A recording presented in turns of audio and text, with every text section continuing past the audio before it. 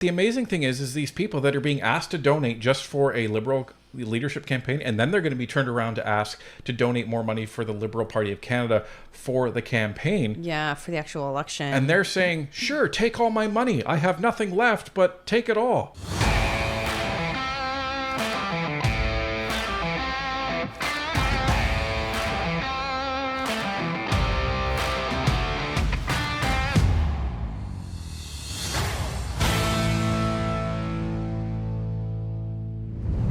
So Karina Gould decided to have another press conference, and she decided to talk about housing and how she's going to fix housing.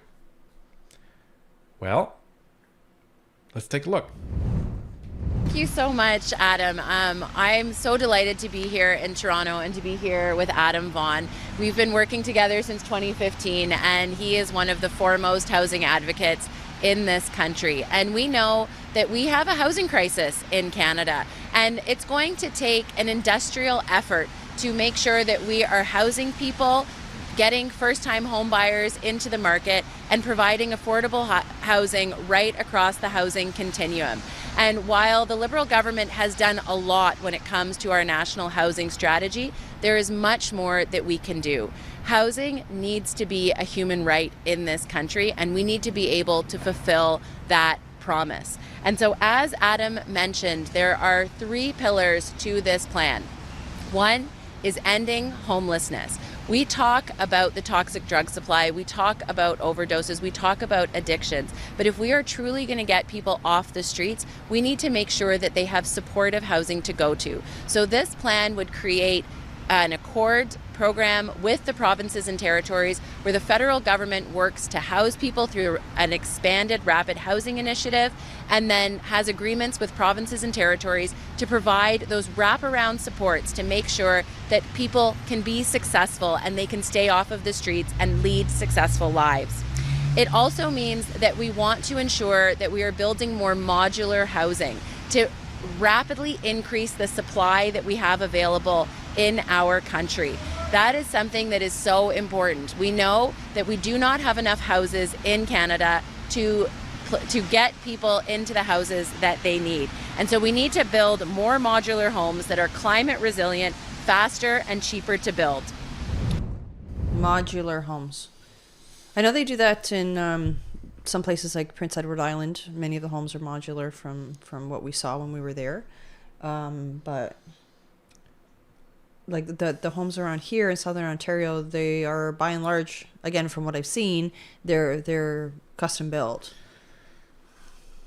Well, okay. So there's a couple of things here.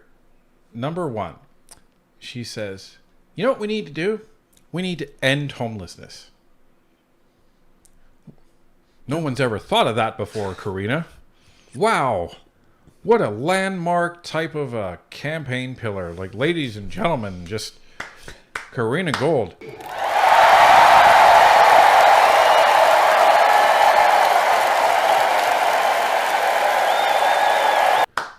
Finally thinking outside the box. Let's end homelessness.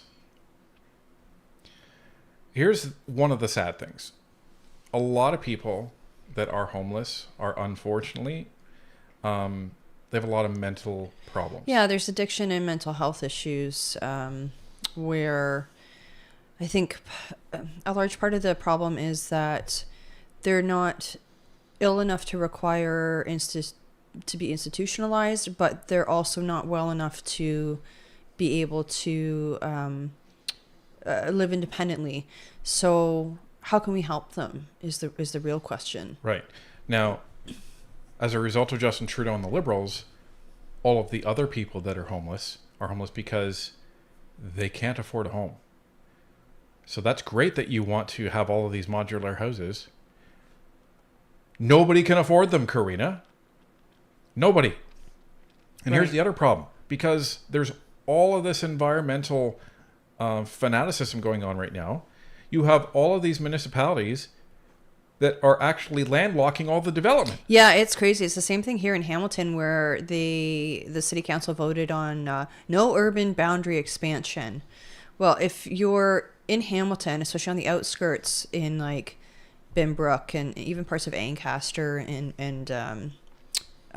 what's it, Waterdown and stuff. Like, it borders on farmland, and you can't expand. You can't build homes on theirs. There was a lot around here that was, I think, 75 acres. Was it? Do you remember seeing that giant sign? Yeah. And it was 75 acres, design and build, but they can't do anything with it. So it's just been on the market. We treat our land as if we were living on the island of Japan, in that there's a finite amount of land and there is no room to expand.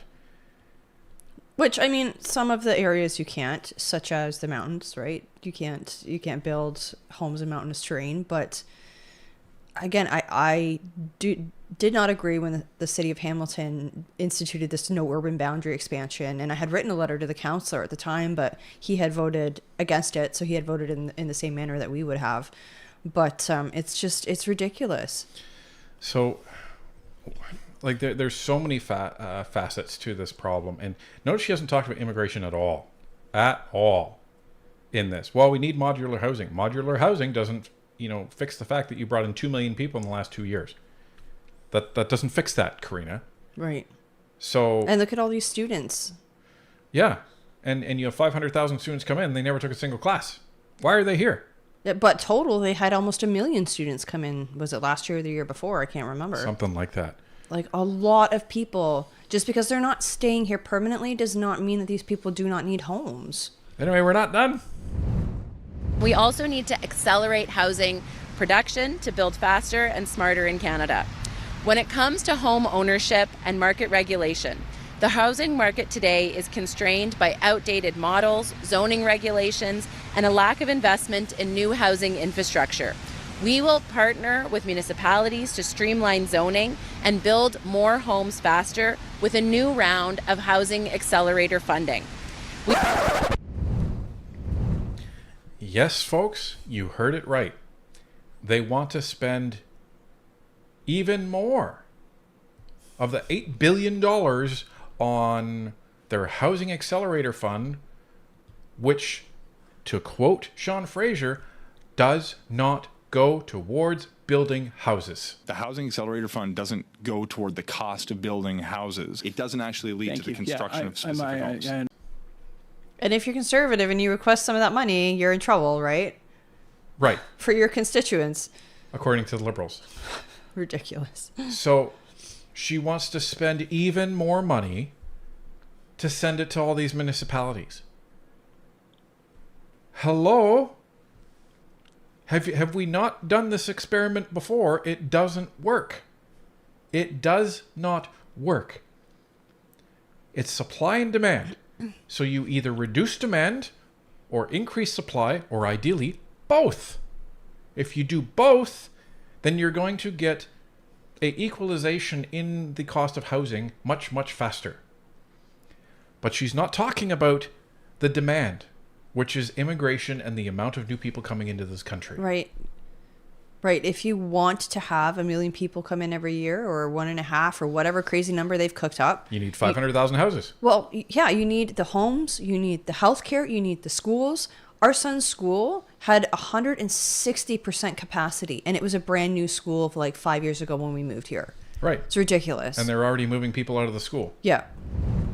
We also need to crack down on predatory speculation. And what Adam mentioned, and what I'm very committed to, is expanding support for the first-time home buyers program by boosting this initiative to make it up to 50% of an eligible mortgage. Right now, it's between 5 and 10%, and we just don't see the uptake. But this can be fully repaid to the Government of Canada over a 25-year mortgage or at the time of sale. What? This is terrifying, folks, what she's just talking about. So there. you can take out your RRSP and put it into your house, and then what? Then you have no retirement?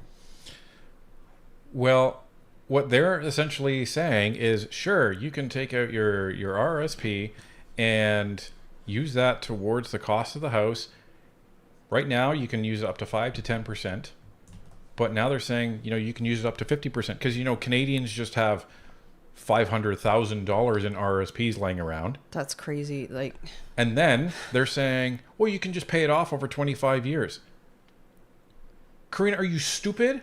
That's a mortgage. So now what they want people to do is to be completely in debt servitude to the government for almost their entire lives. Because right now, this year, or I should say 2024, I think is when they did the numbers properly, but it costs $1.7 million to retire in this country. So they're saying, well, take whatever money you have and put it in your house, and now you have nothing for retirement except for CPP and OAS, so you're dependent on us in the future. But don't worry, you can pay it back. This is... It's insane. It's absolutely insane. It's like borrowing from Peter to pay Paul. Well, and the other thing that this serves to do is lock you into that home, because you heard what she said. So you can either pay it off over 25 years, or when you sell your house, you pay it all back. So that's assuming that you're going to get $500,000 in profit when you sell your house. So basically, you sell a home, you buy a home for now $1 million. That's the average price in Canada, and let's say over the next couple of years, it goes up by 200,000. Okay, so you put your 500,000 down. Well, you're going to essentially be in a net debt position if you sell that home, because you have to give all that money back to the government. Right, like all your equity's gone. So what happens if you buy a home using your RRSP and then your job moves you across the country? Well, you've got to sell that home. And then what? You have no equity put into it because you just bought it. And if you then turn that into a rental property and then you eventually sell it, well, now you're paying capital gains tax. Say the capital gains tax.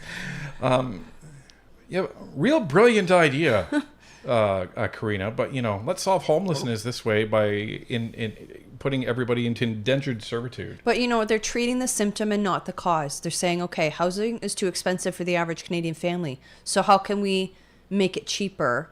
But instead of going, well, maybe we should encourage more building, maybe we should cut the red tape, maybe we should not import so many people into the country every year, all these things. They're going, well, we'll let Canadians use their RRSPs.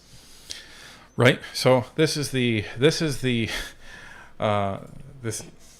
liberal fiscal management, or mismanagement, as we say. Now, what she goes on to say, I'm not going to subject you to any more, is she then starts to complain how high the Liberal Party of Canada has actually set the entry fee into the Liberal leadership race. How tone deaf can you actually be when you're talking about homelessness, when you're talking about people being indebted to the government for 25 years, and then you immediately pivot to, but $350,000 is a lot of money for this, and it's like the Liberals are trying to limit the race to just a favored few. Well, lady, who do you think funds that? It's taxpayers. And she brags that people that probably can't afford to are the people that are giving her money for her entry fee. This is the insanity that is going on here. And it's so tone deaf, and she's kind of whining about it. Like, lady, you just talked about homelessness. There's an affordability crisis here. And now you're complaining that your own party has set a $350,000 entry fee for the Liberal leadership race. So if she's not the stalking horse that we expect that she is, if she did this honestly and earnestly and she thinks she could win, maybe she's just shocked at the little amount of support that she's getting. I mean, she's not even slated to win her own riding, so I can't imagine very many people in Burlington are going to be supporting her, let alone the rest of the country. Well, and this is it. And assuming she made the payment, I believe it was Friday was the next payment, of $125,000, and there's one more that's due, which is the final one. Yeah. Gee, it's almost as if the Liberal Party has a problem with gouging everybody for money. It's not just Justin Trudeau. It's not just the Liberal government. It's the Liberal Party themselves. They're literally gouging their own people. Socialism for the win, right? And it's amazing. All these people don't see this. Like, just think about this, folks. There's an affordability crisis in Canada, and the Liberal Party says any candidate that wants to run has to raise $350,000.